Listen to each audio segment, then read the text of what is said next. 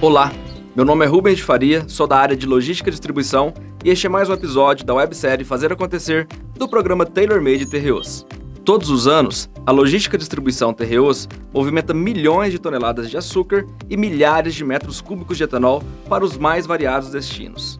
No mercado externo, somos responsáveis pela movimentação de toda a produção de VHP, ou açúcar granel, das nossas unidades industriais até o Porto de Santos, pelos modais rodoviário e ferroviário. Também na exportação, somos responsáveis pela movimentação de açúcar branco para atender às operações de container, breakbulk e também nas operações de etanol, enviando esses produtos para os portos dos estados de São Paulo, Paraná, Rio de Janeiro e Santa Catarina. Mas hoje quero destacar nossas operações de distribuição dentro do mercado interno.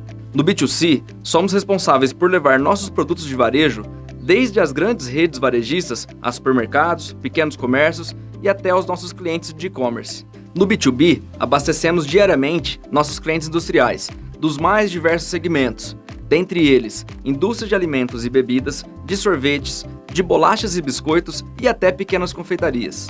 Também levamos milhares de metros cúbicos de etanol para atender aos distribuidores de combustíveis do nosso país. Com isso, atendemos a todas as regiões do Brasil, a mais de 2.000 clientes em mais de 400 cidades, com destaque para a região centro-sul do Brasil.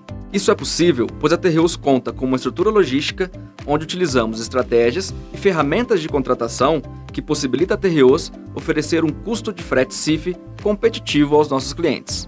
Outro ponto muito importante é a qualidade de nossas entregas.